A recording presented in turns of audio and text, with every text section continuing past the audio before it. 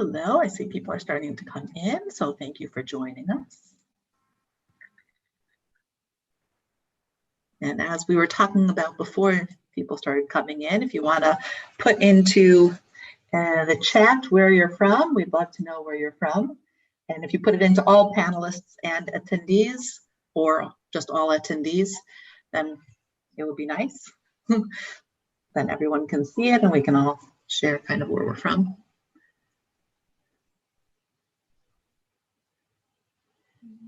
And I'll repeat that a few more times, so I apologize to those who are here.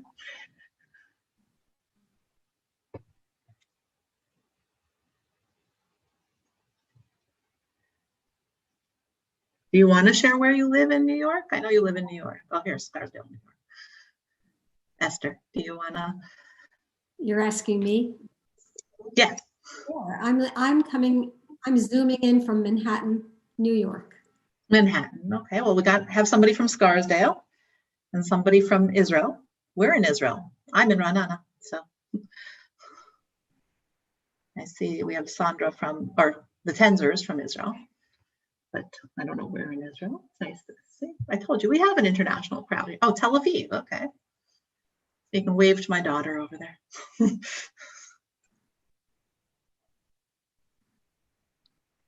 Good to see Sandy's name. Hi, Sandy. I don't know if you see me right now, but I see you. Yeah, they see you. You just don't see them. But like I said, we'll open up in a little bit. So while people are joining, just so you know, like we just said, at the beginning, at least, for the first half, you'll be muted. But if you have questions or comments, I'll say this again also, please put them into the chat or the Q&A, because this will be interactive. So.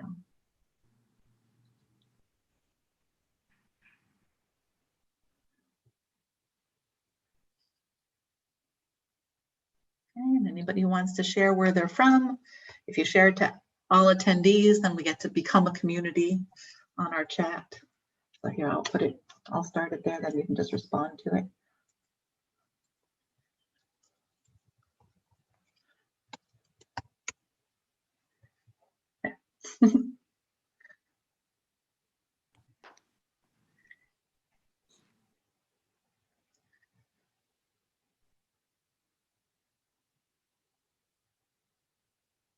Oh, you said you're from Manhattan. Yes. Charles is asking, where in Queens are you from? Well, as a child, I lived in Queens. I grew up in Queens, but now I live in Manhattan. I guess he was asking, where in Queens are you from? Again, you can choose to answer or not to answer. That's up to you. 10 years I lived in Kew Gardens, and then the next 8 years the family moved and we lived in Forest Hills Gardens. That was towards Charles's question. I know only we see the questions, but we'll give everybody another 3-4 minutes to come in.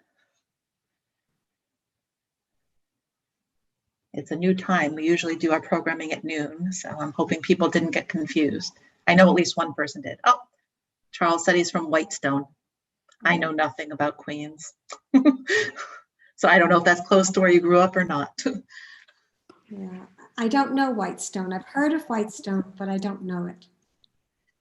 Okay, thank you all for coming. I see more people are joining. We appreciate your joining us. And in the meantime, we're just kind of getting to know each other.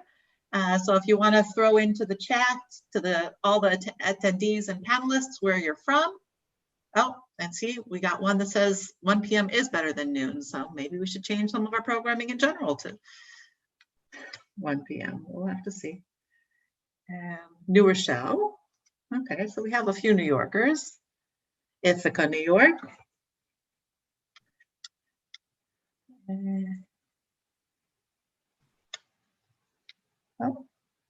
From Cornell University. So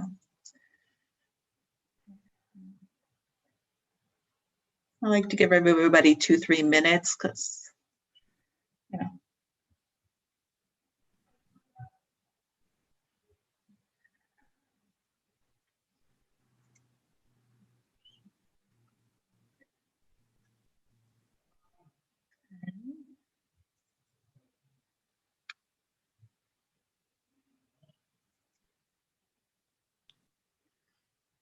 welcome. Oh, Boca Raton, that's out of New York. Okay.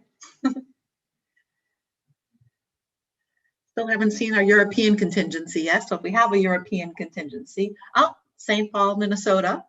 Okay, so you have our noon time, but normally it's 11 there. So I guess that gets confusing too. But keep letting us know where you're from. We'll give everybody another minute or two. And Esther, if you want to say hi to anybody, you can see the participant list. New Jersey, lived there for quite a while, but you have to say we're from New Jersey. That's like saying, that's a state. Syracuse, okay. Oh, are you seriously from? Oh, Denmark, there we have our European. I'm sure we have more too. I'm just saying he put it in. So, hi, Stacy. We're from Fairlawn too.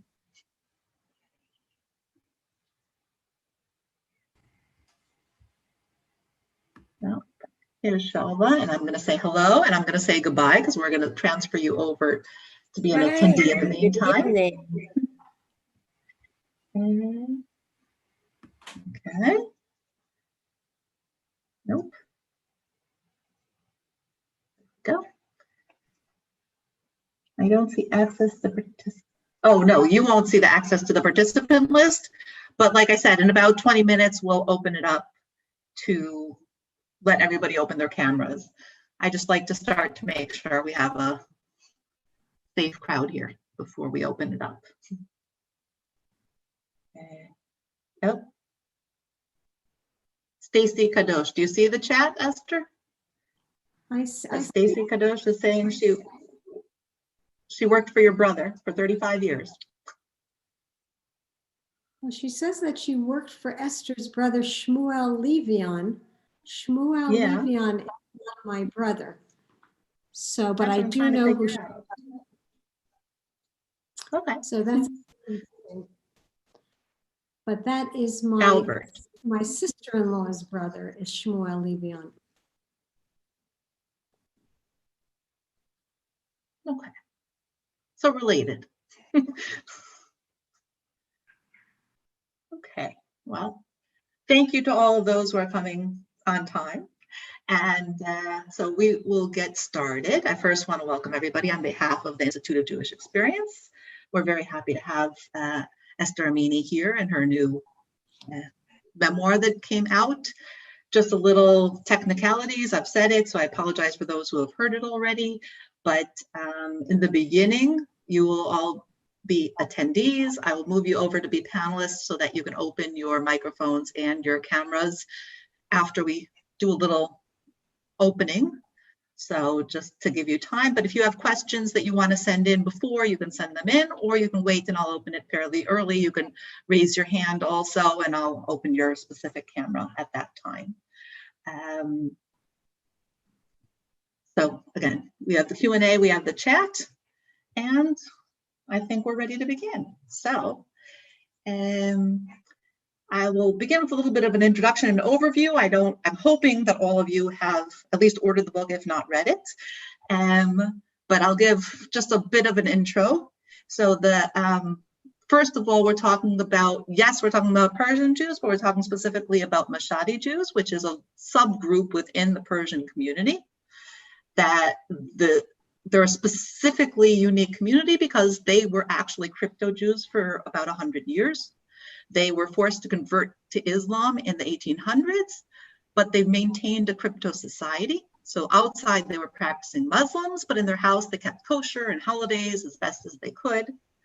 And just to give another little plug, because we have to tie things together, Professor Hilda Nassimi has actually written a book about Mashhadi Jews and has done an online course for us. So if you look up our courses on the Institute of Jewish Experience, there is a course called The Crypto Experience, and that is led by her specifically about the Mashhadi community. And our new course coming out on Purim about Persian Jews has some about Mashhadi Jews, also by Hilda and also by Liron Edladi.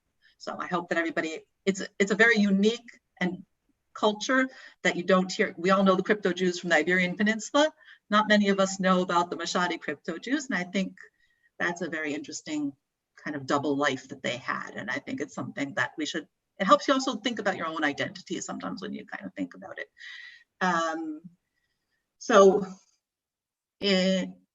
They refer to themselves as Mashhadis.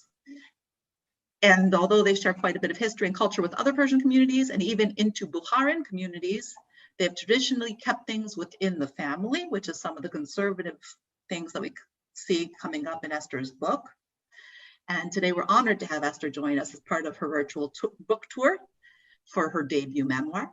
Esther herself is a writer, painter, and psychoanalytic psychotherapist in private practice. She also grew up in a Persian-Jewish household, the American-born daughter of parents who had fled Mashhad, Iran.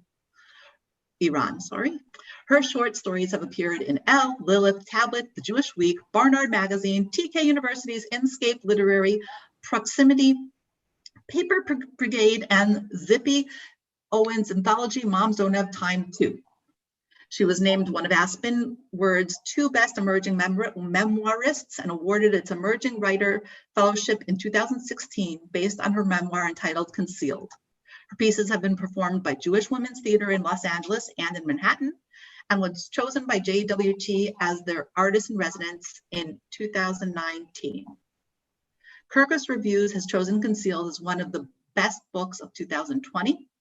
Highflix, Jewish Netflix, is presently streaming an excerpt from Concealed called Amrika. Esther Amini lives in New York with her husband. Concealed is her debut memoir. In Concealed, she tells the story of being caught between 2 worlds, the dutiful daughter of tradition-bound parents who hungers for more self-determination than tradition allows. The book is available at Amazon and through the ASF online bookstore.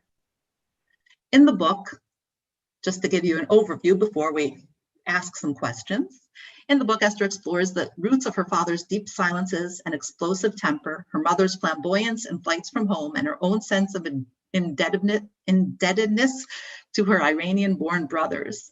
She uncovers the story of her parents' early years in Mashhad, Iran's holy Muslim city. She shares the little-known history of Mashhad's underground Jews, including the incident that sealed her mother's resolve to leave and her parents' arduous journey to the US. Once in the US, there was no longer the external threat to their lives due to their Judaism, but there was a new threat to their Judaism due to the freedoms that abound. Esther Amini grew up in Queens, New York during the freewheeling 1960s. Determined to protect her daughter from corruption, Amini's father prohibits talk, books, education, and pushes an early Persian marriage instead. In the book, she shares with us this inner struggle where she is searching for her freedom, but knows that if she rejects the marriage, she may lose her family and her community. The food and celebrations she grew up with were not available once she left. There was also a safety of the family and community, especially with the siblings she would conspire with. Eventually, she shares unexpected acts of devotion by parents to whom she feels invisible. In this uplifting memoir, Amini documents how family members build, wound, and save one another across generations, how lives are shaped by the demands and burdens of loyalty and legacy, and how she grappled with the challenge of deciding what to keep and what to discard. Now that was long-winded, I know, but I felt like everybody at least has to start at the same place. So let's start with a basic question. What compelled you to write this book? Well, in order to answer that, I just have to backtrack a bit. I mean, you did cover a lot, Drora, and I appreciate it.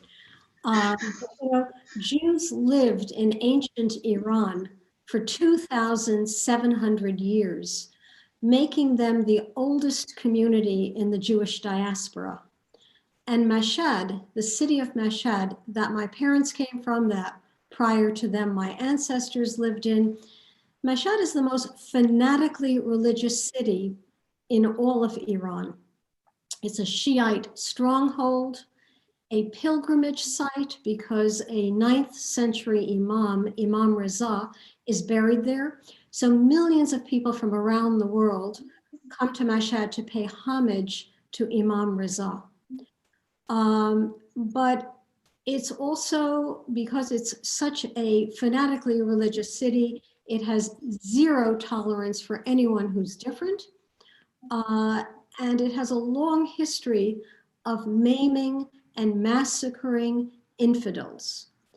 So in this particular city, which is so different from Tehran, from Shiraz, from Isfahan, very, very different. In this city, when my mother was growing up, women were not allowed to learn to read and write. They were kept outside of school. They were married at a very, very young age. My grandmother was married at the age of 9 to my grandfather, who was then, he was 29.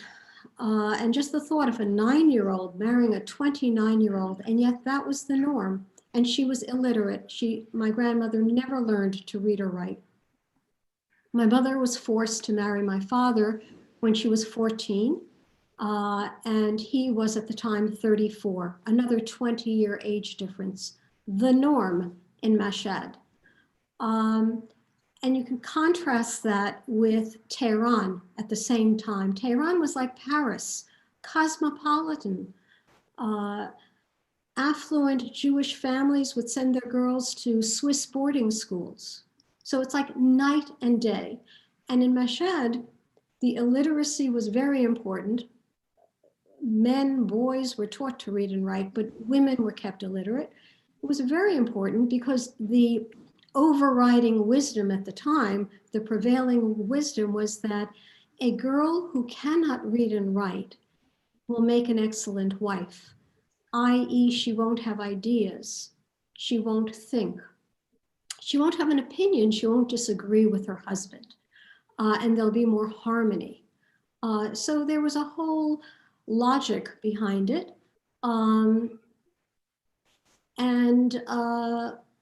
Consequently, it's a long story, but my parents chose, my mother is the one who actually was the engine, and she grabbed my father, my 2 brothers, right after World War II. And this is in 1947, they arrived in New York City. She brought them here, and a few years later, I was born. So the question is why? Why did I write this book?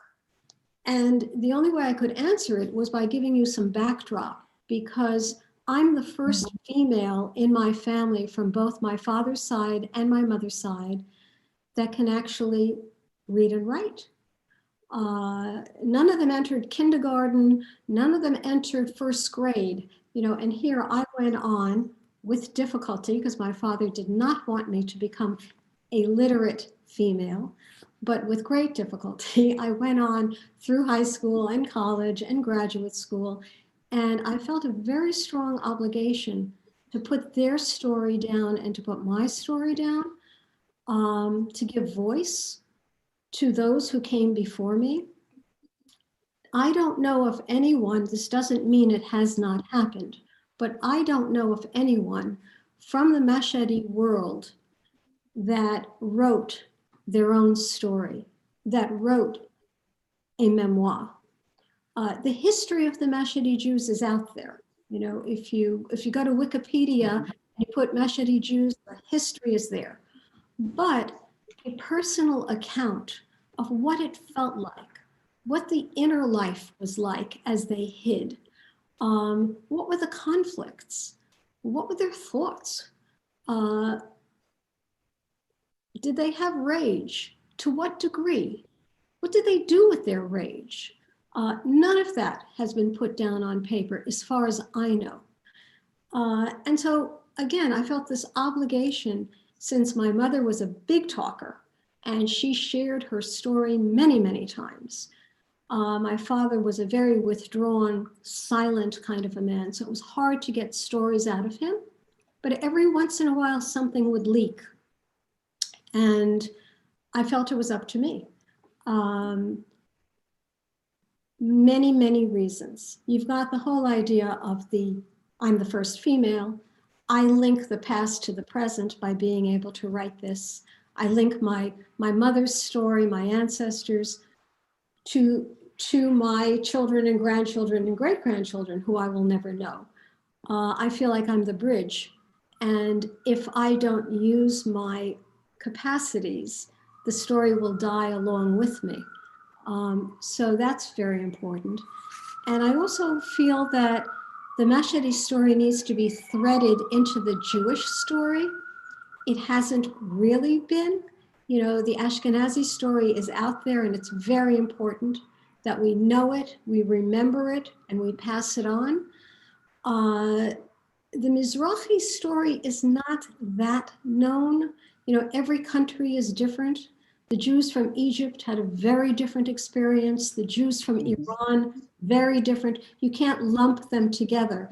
And to weave the Mashhadi Jews into the Jewish tapestry was another one of my wishes by writing this book. And then on a far more personal level, you know, my parents were diametric opposites. So on the one hand, I felt I was caught between medieval Mashhad and 20th century America growing up in Queens, New York. But I also was caught between a very rebellious, outspoken mother and a rather medieval father. And trying to make sense out of all that confusion was another motivating force. And I think I mean, correct me if I'm wrong, but that could be where your psychology background also probably played into analyzing that. And in the book, you call yourself a bootlegger.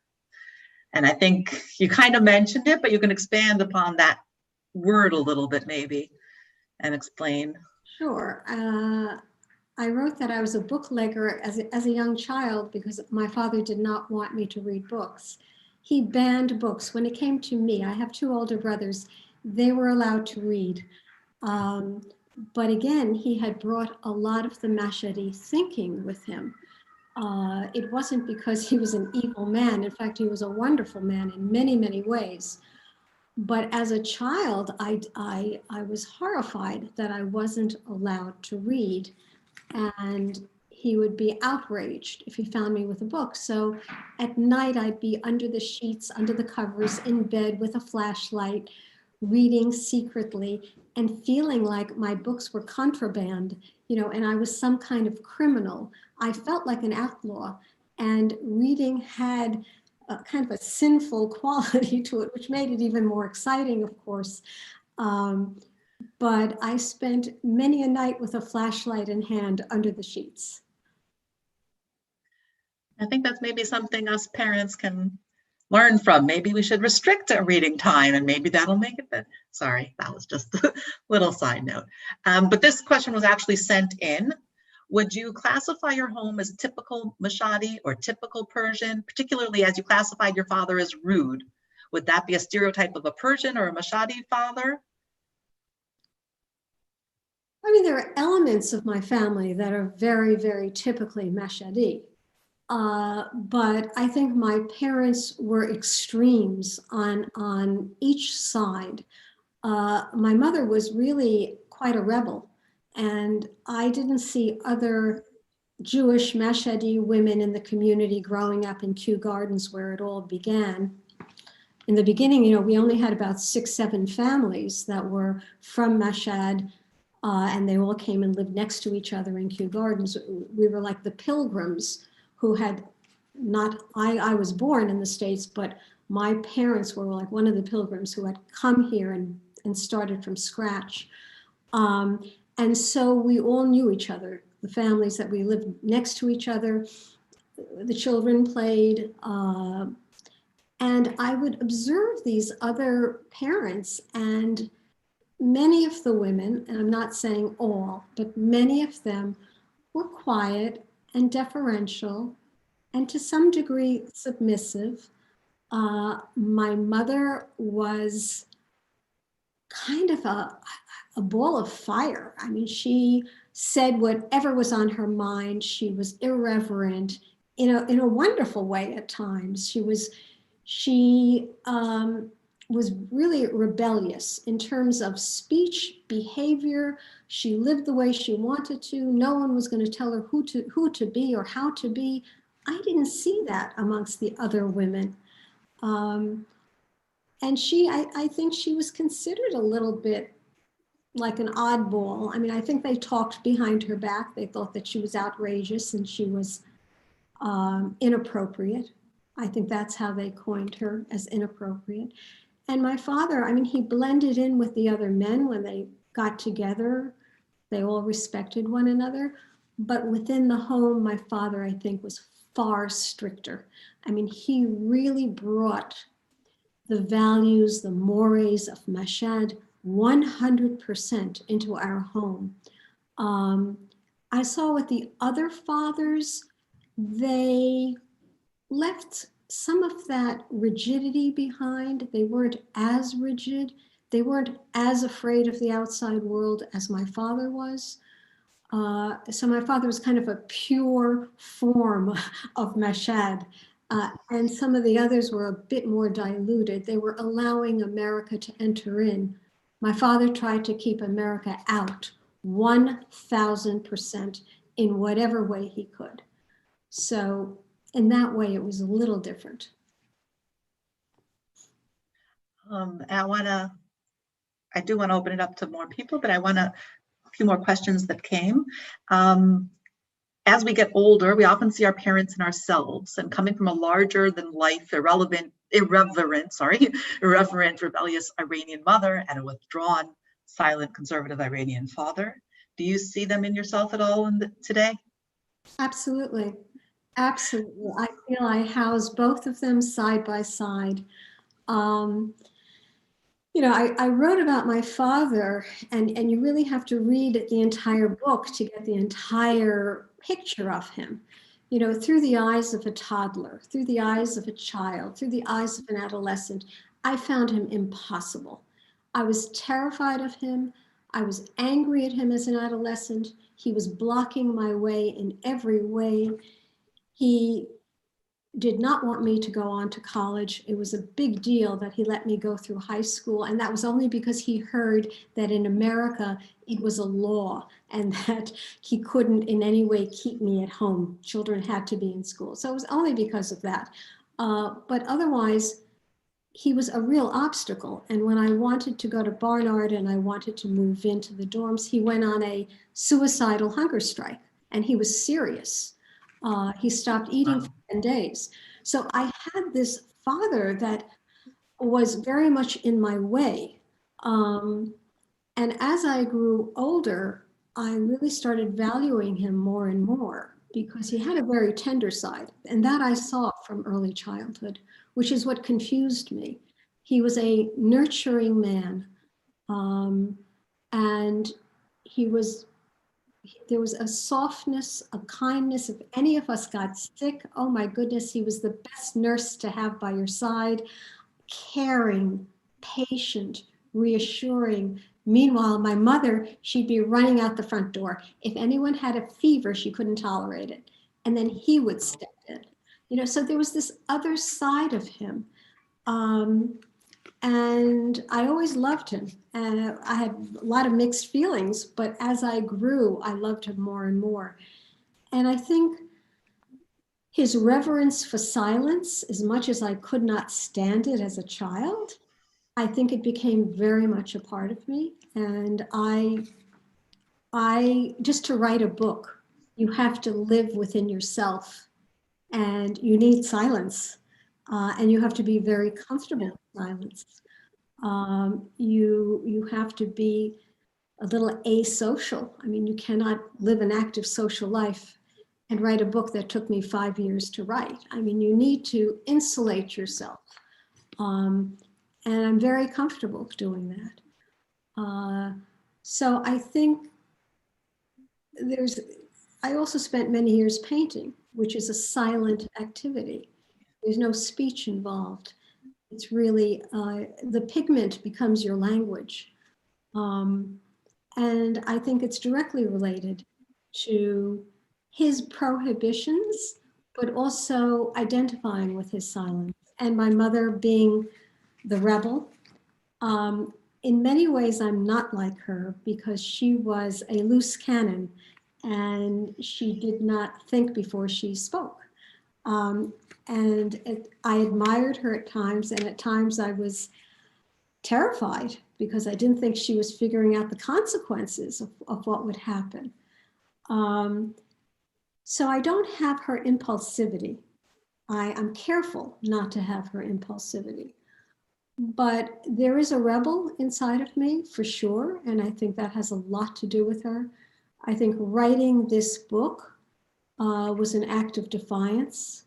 And I think I unconsciously drew from her strength, her defiant strength, feeling it needs to be done. I don't care if no one has done this before. No one has told this story before. It needs to be done. And in that example, although there are many examples in which I draw from her, but I definitely did when I was writing the book.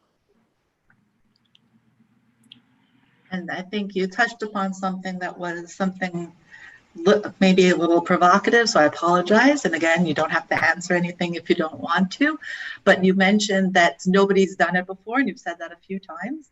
And as we mentioned before, the Mashhadis really maintained a pretty insular community. Actually, people didn't know about them for years.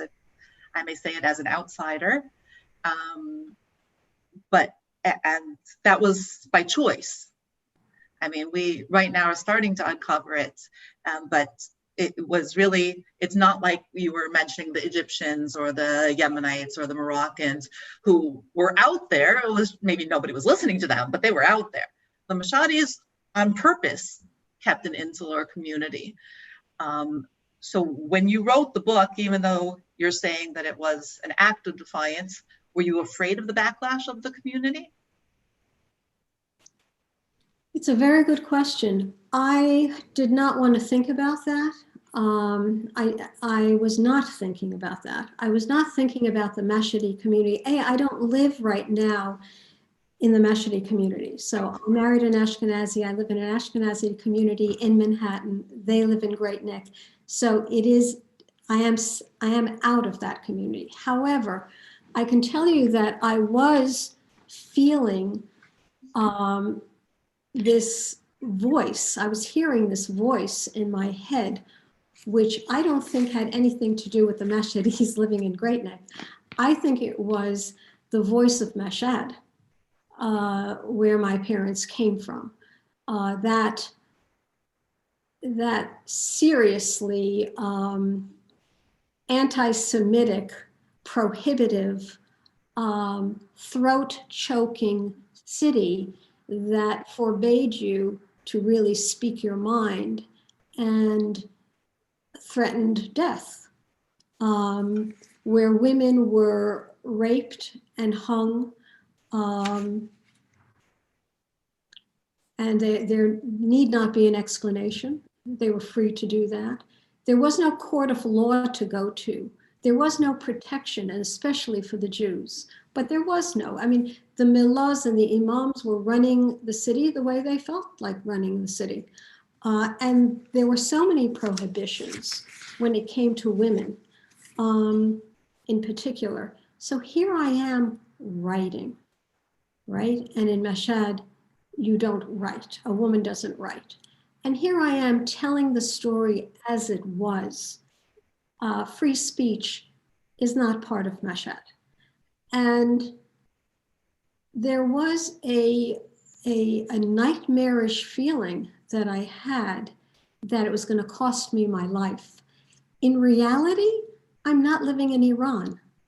In reality, women write. They tell their story. But on another level, and it had nothing to do with reality, I felt that by writing this book, somehow I would be annihilated. And I really had to fight that force. And that was the obstacle. That was where the angst came from. And I had to keep pushing it aside, fighting it, conning it, almost tricking that voice and saying to it, you know what, no one's going to read this. I'm just writing it for myself. No one's going to read this. And that's pretty much how I got through it, that I told myself, I'm not sharing it, okay? So it's just for me. And once it was completed, then I could take a deep breath and say, okay, now I'm going to send it out into the world and see what happens. So it's really the legacy of Mashhad that was haunting me. They say that a few generations later, you can still, I know they say it about the Holocaust. I'm assuming it's, a similar kind of thing. So with your permission at this point, I'm going to ask a quick question while I'm doing it, but I'm going to open up allow people to open up their microphones and their cameras so you can see each other and you can ask questions. In the meantime, there have been some questions about more historical, and I do want to mention to everybody that as much as Esther has done her research, but she wrote a memoir and not the historical book, but I don't know if you feel comfortable talking a little bit about the history of why they became crypto Jews or how they became, that's up to you if you feel comfortable with that, if you want to address it. Sure.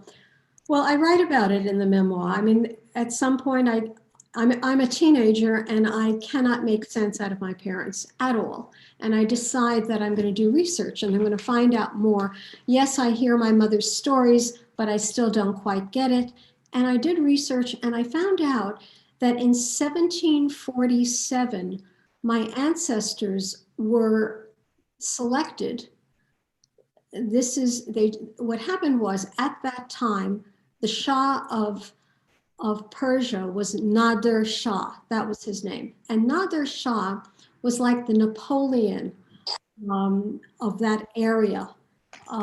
He had just raided India and pillaged and come back with all these treasures. And he built a treasury outside of Mashhad, and he wanted 40 families to protect this treasury of his.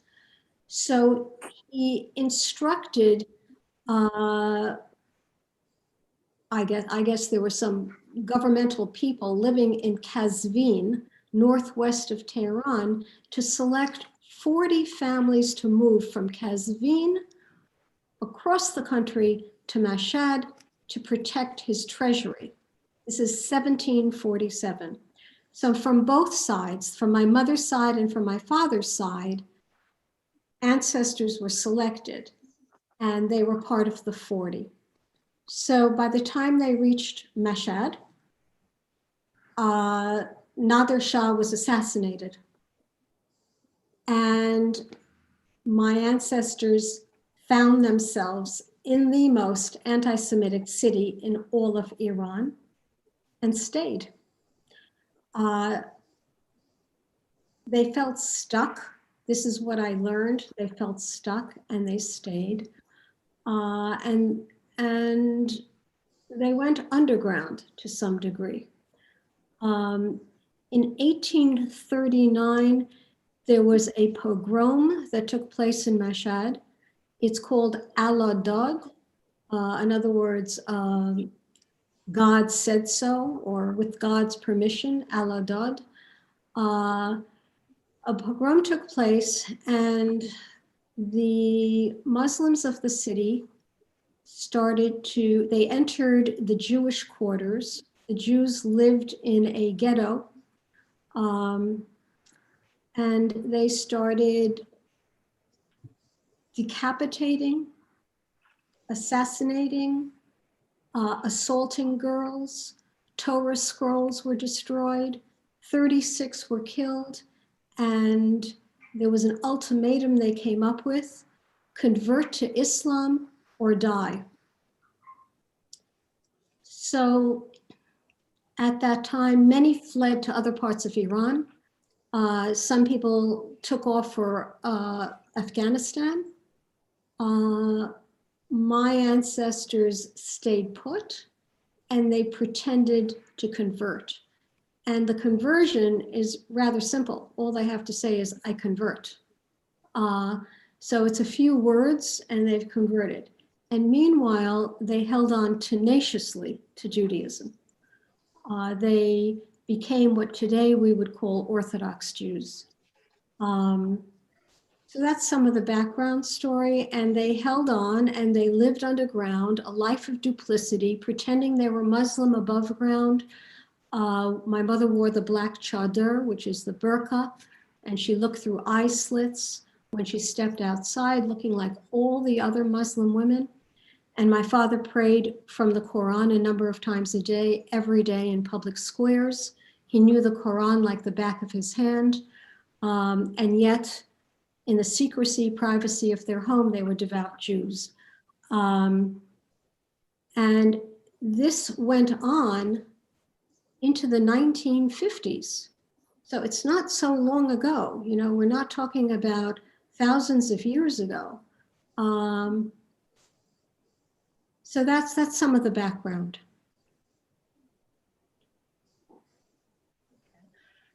I do encourage everybody to open your cameras, and if you have something to say or something to question, you can even just go like this or put it in the chat, and I'm happy to open it. I'm just going to ask a fun, well, I don't know if it's so fun, but a quick question. Did you ever try to wear a chador? No, I mean, my mother never brought a chador with her to the United States. So there was nothing, and there was no reason to try it. I would have no interest. Right, no, my daughter had worn one, and she just said it totally made her feel as if she no longer had her own identity. And I was wondering if you ever had that. I never had an interest. Connection for that feeling. May I ask a question? Okay. Hilda? Let's start with Hilda, and then we'll go to Mashhad. I Okay. apologize for entering late. I thought that the Zoom would start much earlier, Yes, so I had can. something else. Yes. And so I apologize if the question has been asked before. In what year did you leave Mashhad? I didn't. What year was it that your parents left Mashhad? They left in 1946, but they didn't arrive in the United States until 1947. I see. So 46, they left to Tehran, I assume. They were in Tehran, and then from there they had to go to Afghanistan, and they went to India, and then they got stuck in India. They thought it would be just a few days and they'd be able to exit. They couldn't. They were there for 13 months, and that was quite a story of its own, but it's all in the book. I didn't catch the year. Looks That's like why I was Mashhad's on a asking. call. I have your book here.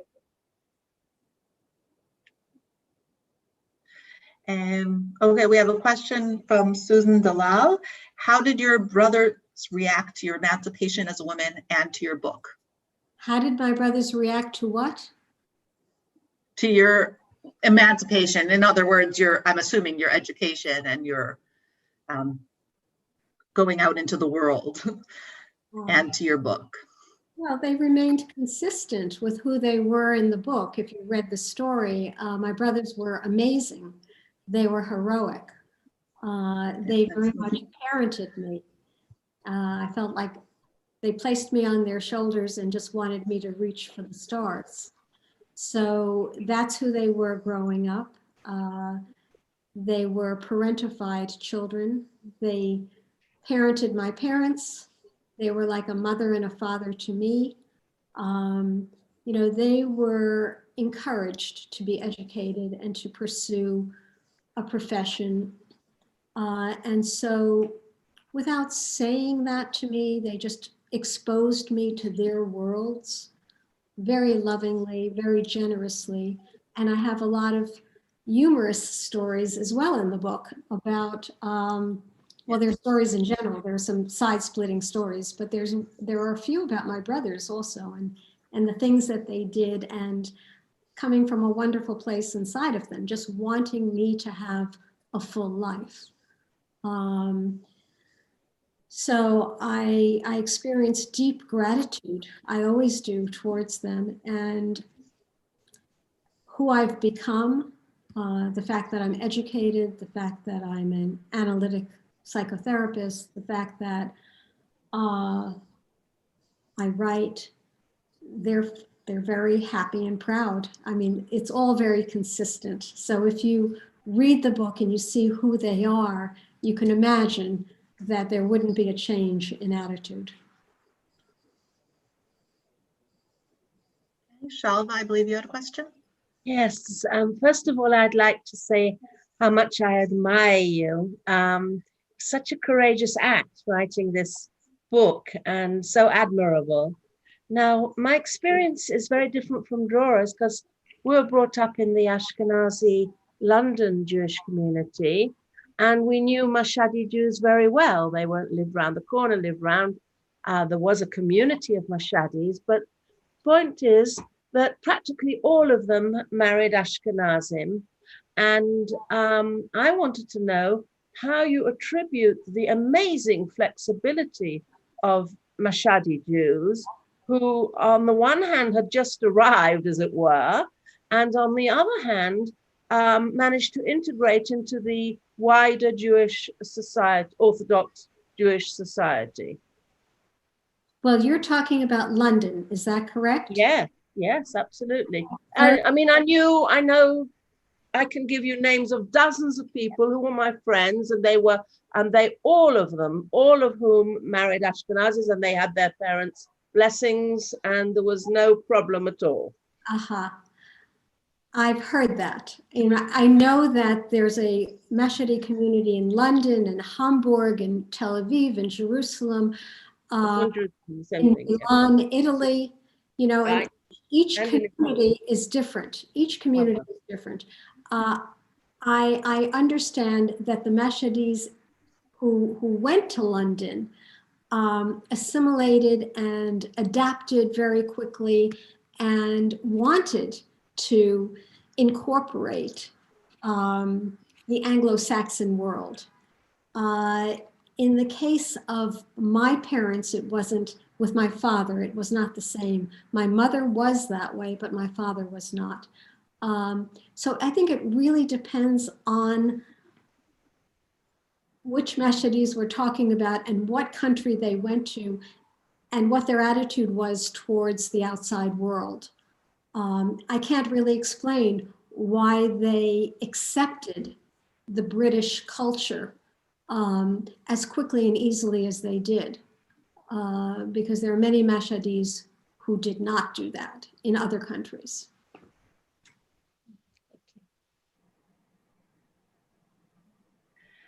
You have another question from Susan here. Do you have any special Jewish Mashhadi art or religious items that your parents brought with them? Oh, yes, yes, yes. I have my mother's candlesticks, her Shabbat candlesticks, which mean a lot to me. I mean, there are many items, but that stands out because I use them now. And when I light candles on Friday night, I get a little teary-eyed because those candlesticks, which look primitive, they're silver and they were handmade in Mashhad by an underground silversmith, you know, with the word Zion on it, Sion. And I think of her lighting those candles in secret in the basement, hiding.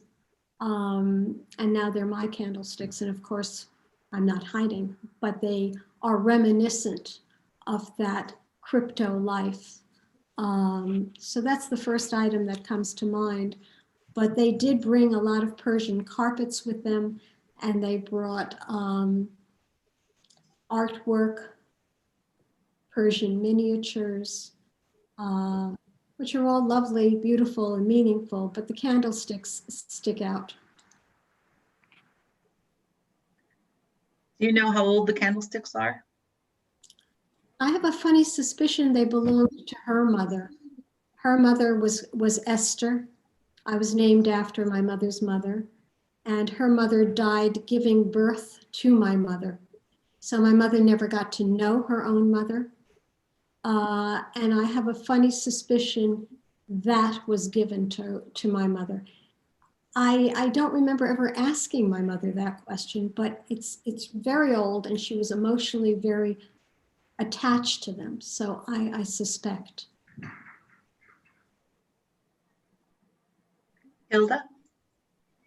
You mentioned it Hilda? now, and you Yeah. also mentioned you mentioned it now, and you also mentioned in your book that you discussed things with other people of your generation to try to ascertain some of the facts. And I was wondering if among these things you also exchanged ideas about life as it was clandestine in Mashhad. Have you heard their stories? Did they sound similar? Did you hear their experiences of this underground life? I did. It sounded very similar, but what I was really after, I didn't feel like I wanted to be a historian and I wanted to go in there and cover the ground completely and hear everybody's version and everybody's life and then find the common threads and then see what's different. That wasn't really my leaning. My leaning was to understand my mother. My leaning was to understand my father. And they were a source of tremendous confusion for me growing up. And so when I would ask uh, peers, these are my parents' peers, and I knew many of them who lived in Mashhad at the same time, my questions were always, what was my mother like?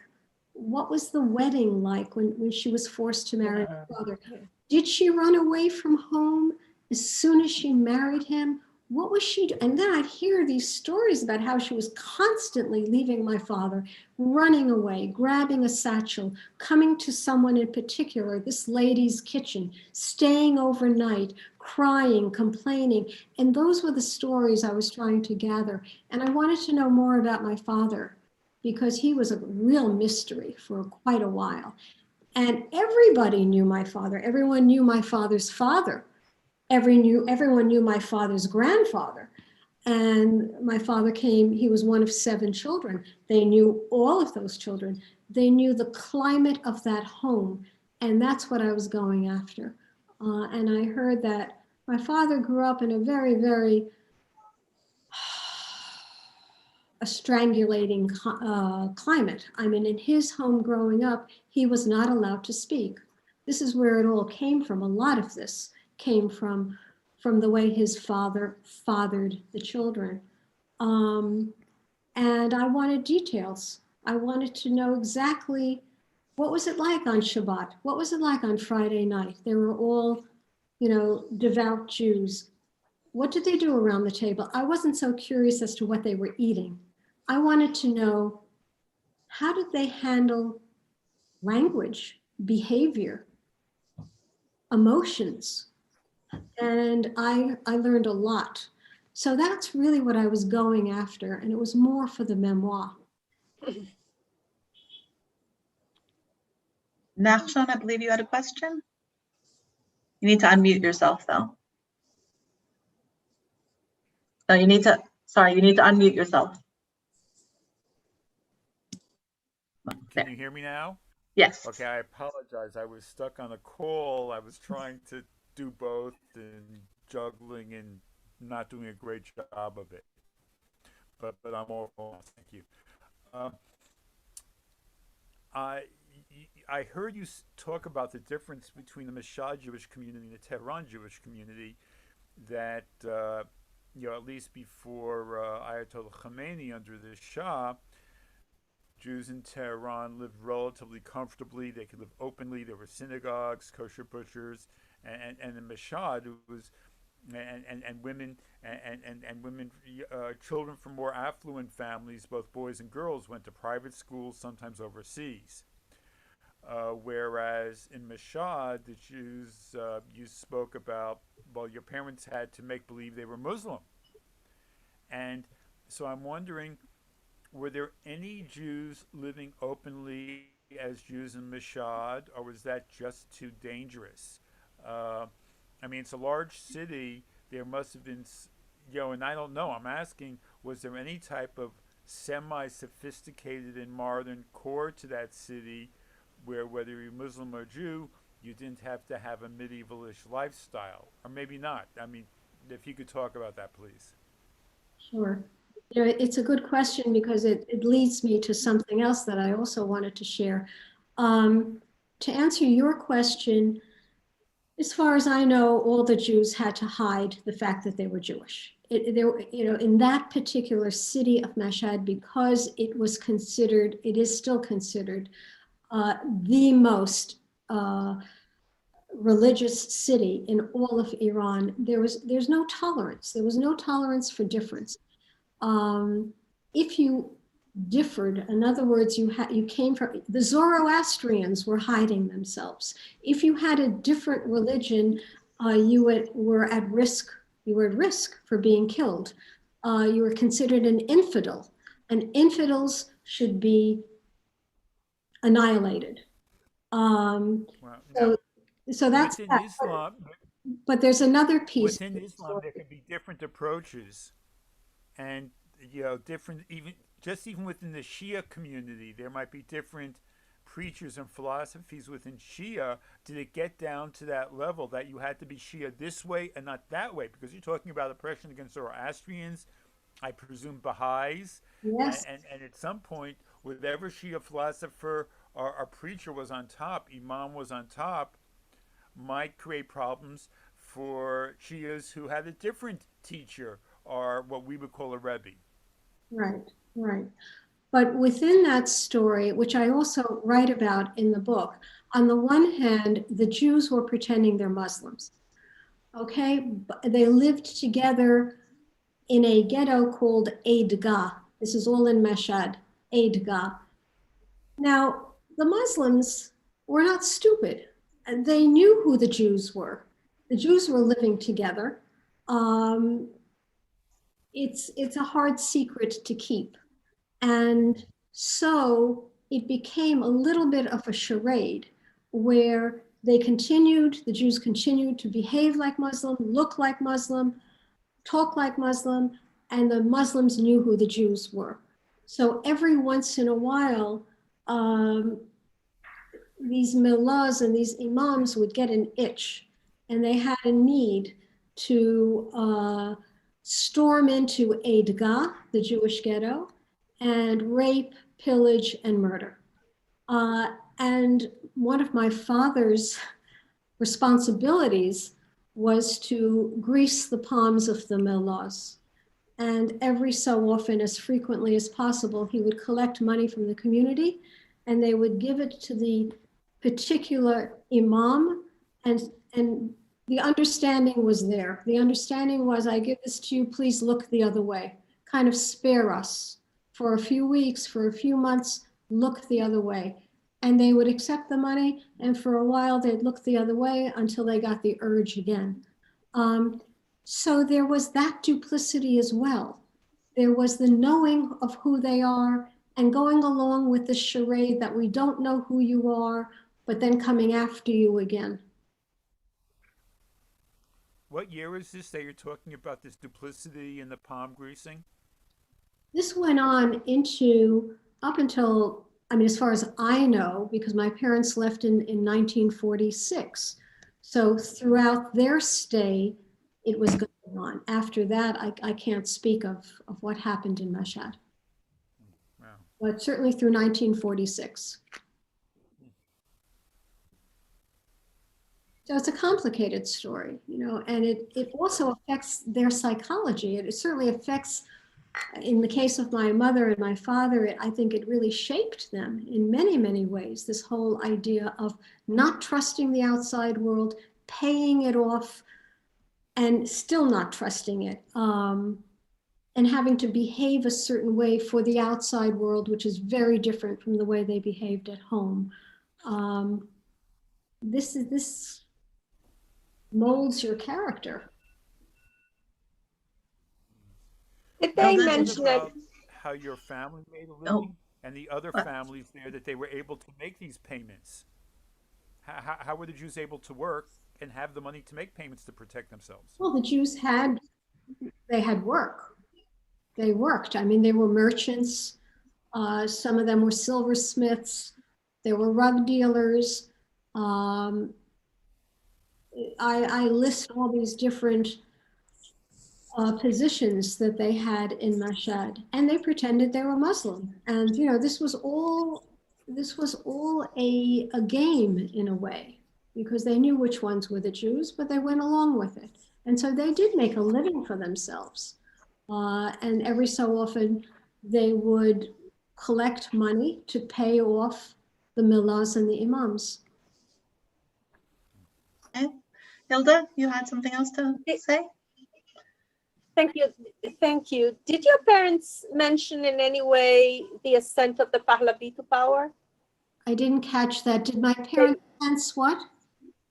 Did your parents in any way mention the ascent of the Pahlavi to power, that did it change anything in their daily lives, in the lives of Mashhadis who already left to Tehran?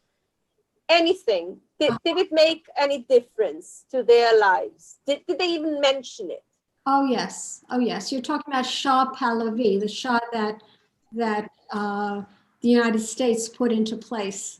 Yes. Well, actually, no. I'm talking about the father. I'm talking about 1925. 1925. Yes. My parents used to speak very highly of the Shah. I know you speak to different Iranians, they'll say different things. My parents used to say that he was very good to the Jews and they loved the Shah. However, as progressive as he was, and as much as he was trying to push the country, the citizens towards modernity, Mashhad resisted. And Mashhad was the city that held on tightly to its fundamentalist thinking. And the Mashhad would not allow women to take the black chador off, while in Tehran they were expected to take off that black chador and not wear it. In Mashhad, women would be killed for taking off the black chador. Mashhad held on to its principles. And so my parents knew all about what the Shah was advocating, but it wasn't penetrating Mashhad. Thank you. Okay. People are writing at the side, and we're going to finish up soon. I just do want to encourage you at least all to open up and say at least thank you to Esther and for everybody, but I will read one here. Nava said that her Mashhadi grandfather was a successful merchant and often traveled to Russia, and I assume that was in reaction to Nachshon's question about how they made their money. So here, you have a very successful merchant who worked with Russia. And I thought this was really wonderful, and I do commend you for talking about it. And at any time, like somebody else said in the list here, that sometimes it's very painful to say your own story, and for your parents' story particularly. And so we do definitely applaud you and commend you and thank you for sharing it with us.